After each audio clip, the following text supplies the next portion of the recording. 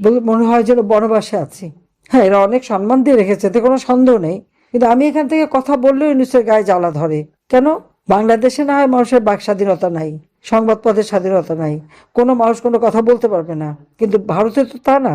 এখানে তো সব প্রেস ফ্রিডম আছে, সাংবাদিকতার স্বাধীনতা আছে, আর প্রত্যেক মানুষেরই ব্যক্তি স্বাধীনতা আছে। আমি আমার মতো আমার প্রাইভেট ফোন থেকে কথা বলি, তাতে আমাকে এরা নিষেধ করবে কিভাবে? কেন করবে? এটা তারা নির্বাচন দিয়েছে, নির্বাচন দিয়ে কোনো দলকে কাজ করতে দেবে না। কেন কাজ করতে দেবে না? আওয়ামী লীগ কোন অপরাধ করেছে? আওয়ামী লীগ যদি অপরাধ করে থাকে তাহলে ঠিক আছে, নির্বাচনে আমাদের অংশগ্রহণ করতে দিক, জনগণ সিদ্ধান্ত নিক। কারণ অপরাধী কাদের কাছে? জনগণের কাছে তো, ওই ইউনূসের মতো ক্ষমতা দখলকারীর কাছে তো না। তো জনগণের কাছে আমরা যাব, জবাবদিহি করব। জনগণ যদি আমাদের ভোট দেয় আমরা নিশ্চয়ই আছি, না দিলে নাই। জনগণকে এই অধিকার দেবে না কেন? আওয়ামী লীগকে নির্বাচনে অংশগ্রহণ করতে না দিয়ে জনগণকে কেন বঞ্চিত করা হচ্ছে? তারা যাচাই করে নিক, তাদের কাছে আমাদের জবাবদিহি। যদি তাদের জন্য ভালো করে থাকি অবশ্যই জনগণ আমাদের ভোট দেবে, আমরা জয়ী হয়ে যাব। আমি জানি দেশের মানুষের আস্থা বিশ্বাস আওয়ামী লীগের উপর আছে। দেশের মানুষ জানে বাংলাদেশের যদি কোনো উন্নতি হয়, দেশের মানুষ যদি ভালো থাকে, শান্তিতে থাকে, নিরাপদে থাকে, আর্থসামাজিকভাবে উন্নতি পায়, জীবন মান উন্নয়ন হয়, সেটা সেটা একমাত্র আওয়ামী লীগই দিতে পারবে, সেটা তারা জানে। এবং নির্বাচন দিলে ইনশাল্লাহ আওয়ামী লীগ জিতবে, এটা জেনেই আওয়ামী লীগকে ইলেকশন করতে দেবে না। এটাই হলো আসল কথা। আওয়ামী লীগ হলে শাস্তি পেতে হবে যারা বলে, তাদের একটা কথাই বলবো আমি, আওয়ামী লীগ এই ধরনের আঘাত অনেকবারই দেখেছে, কিন্তু আওয়ামী লীগকে কেউ শেষ করতে পারেনি, শেষ করতে পারবে না। আর একদিন একদিন দিন ফিরে আসবেই। এবং যারা এইসব কথা বলছেন আর এই আচরণ আমার নেতা কর্মীর উপর করছে, এবং যারা অত্যাচার নির্যাতন করছে, তাদের অত্যাচারে ঘরে মা বোন ছেলে মেয়ে শিশুটা পর্যন্ত রেহাই পাচ্ছে না। এদের হিসাব পাই পাই করে হিসাব নেওয়া হবে, এটা হলো বাস্তব। দ্বিতীয়, এটা প্রকৃতির নিয়ম।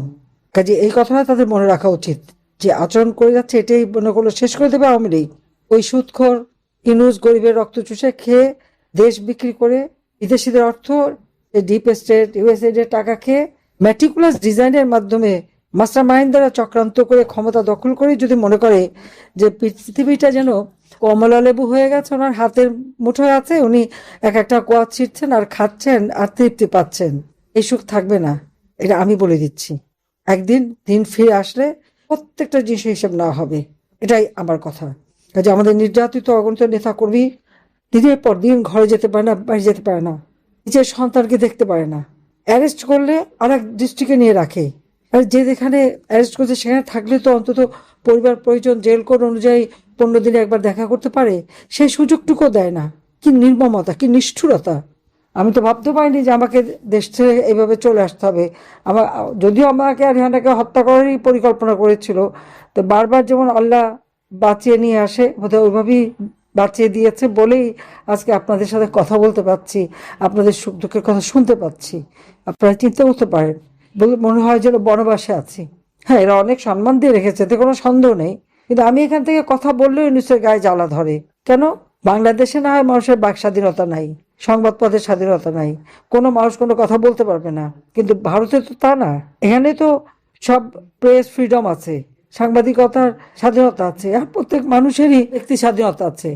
আমি আমার মতো আমার প্রাইভেট ফোন থেকে কথা বলি, তাতে আমাকে এরা নিষেধ করবে কিভাবে? কেন করবে? আজকে আওয়ামী লীগকে খুন করে, আওয়ামী লীগের নেতা কর্মীদের সম্পত্তি ধ্বংস করে, আওয়ামী লীগকে নিঃশেষ করে দিয়ে যারা মনে করছে যে আওয়ামী লীগ শেষ হয়ে যাবে, আওয়ামী লীগ শেষ হয়ে যায় না, শেষ হয়ে যাবে না।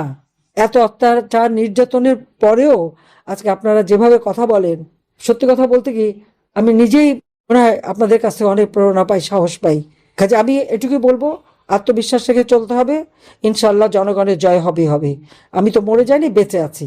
আর আল্লাহ যখন বাঁচিয়ে রেখেছে, নিশ্চয়ই আল্লাহ একদিন দায়িত্ব দেবে এই সমস্ত অপরাধীদের বিচার করতে এবং বাংলাদেশের মানুষের জীবন মান উন্নত করতে, এবং সেটা আমরা ইনশাল্লাহ করব। এটাই আমাদের প্রতিজ্ঞা। সবাই ভালো থাকেন, সুস্থ থাকেন। খোদা হাফেজ। জয় বাংলা, জয় বঙ্গবন্ধু। বাংলাদেশ।